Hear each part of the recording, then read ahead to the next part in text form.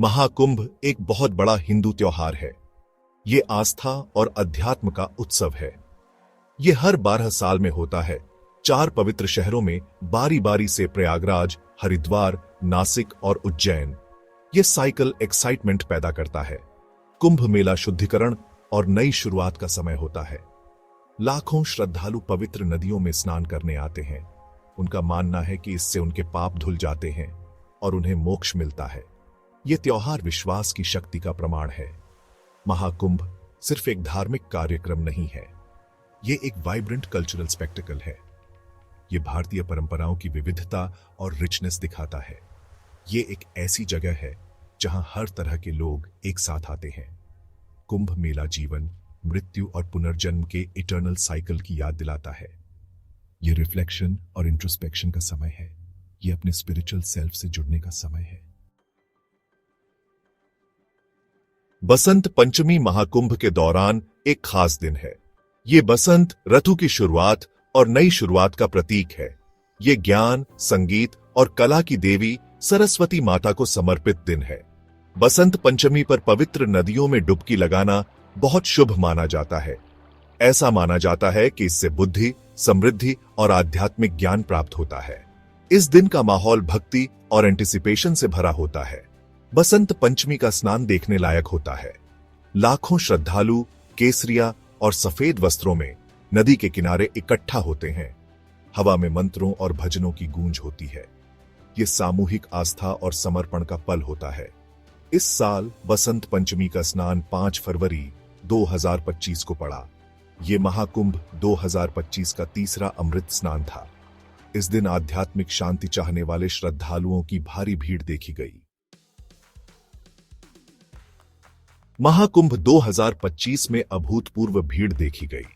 केवल बसंत पंचमी के स्नान में ही 60,22,000 से ज्यादा श्रद्धालुओं ने भाग लिया। सुबह सुबह तक घाट लोगों से खचाखच भर गए थे। इस अवसर पर कई बड़े लोग भी मौजूद थे। प्रधानमंत्री नरेंद्र मोदी ने पवित्र स्नान किया और गंगा पूजा की। उपराष्ट्रपति जगदीप धनखड़ और उनकी पत्नी ने भी पवित्र स्नान में भाग लिया। भागीदारी का यह पैमाना आस्था की शक्ति को दर्शाता है। पूरे भारत और विदेशों से भी लोग प्रयागराज आए। कुंभ मेला दुनिया के सबसे बड़े धार्मिक जमावड़े के रूप में अपनी प्रतिष्ठा पर खरा उतरा। लाखों श्रद्धालुओं की उपस्थिति ने एक जीवंत माहौल बनाया। हवा उत्साह और एंटिसिपेशन से गूंज रही थी। ये आस्था और परंपरा की एकता की शक्ति का प्रमाण था। इतने बड़े आयोजन के लिए मेटिकुलस प्लानिंग और कोऑर्डिनेशन की जरूरत होती है। सभी के लिए एक स्मूथ और सिक्योर एक्सपीरियंस सुनिश्चित करने के लिए अधिकारियों ने कड़े सुरक्षा इंतजाम किए। पूरे शहर में 37,000 से ज्यादा सुरक्षा कर्मी तैनात किए गए थे। भीड़ प्रबंधन के लिए सीसीटीवी कैमरे, पॉन्टून पुल और एक डेडिकेटेड कुंभ कमांड और कंट्रोल सेंटर का इस्तेमाल किया गया। स्पेशल ट्रेन्स और बसों ने ट्रांसपोर्टेशन की सुविधा दी। चुनौतियों के बावजूद ये आयोजन लार्जली इंसिडेंट फ्री रहा। भीड़ नियंत्रण और प्रबंधन में अधिकारियों के प्रयास सराहनीय थे। श्रद्धालुओं की सुरक्षा और वेलबीइंग सबसे जरूरी थी। इस आयोजन का सफल एग्जीक्यूशन कई सरकारी एजेंसियों और स्वयं सेवकों के कोलैबोरेटिव एफर्ट्स का प्रमाण है। उनकी डेडिकेशन ने इस आध्यात्मिक यात्रा को लाखों लोगों के लिए सुरक्षित और यादगार बना दिया। महाकुंभ सिर्फ धार्मिक अनुष्ठानों के बारे में नहीं है, ये भारत की समृद्ध सांस्कृतिक विरासत का उत्सव है। ये त्योहार कलाकारों, परफॉर्मर्स और कारीगरों को अपनी प्रतिभा दिखाने का प्लेटफॉर्म देता है। पूरे त्योहार के दौरान सांस्कृतिक कार्यक्रम जैसे संगीत, नृत्य और नाटक आयोजित किए गए।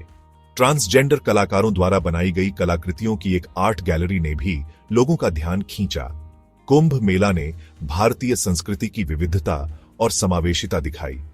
इस आयोजन ने पर्यावरण संरक्षण के महत्व को भी हाईलाइटेड किया। स्वच्छता और गंगा नदी के महत्व पर अवेयरनेस कैंपेन्स चलाए गए। कुंभ मेला ने हमें प्रकृति के प्रति हमारी जिम्मेदारी की याद दिलाई। महाकुंभ 2025 अपने भव्य पैमाने और आध्यात्मिक महत्व के साथ लाखों लोगों की यादों में रहेगा। इसने आस्था की शक्ति और मानवता की एकता को फिर से मजबूत किया।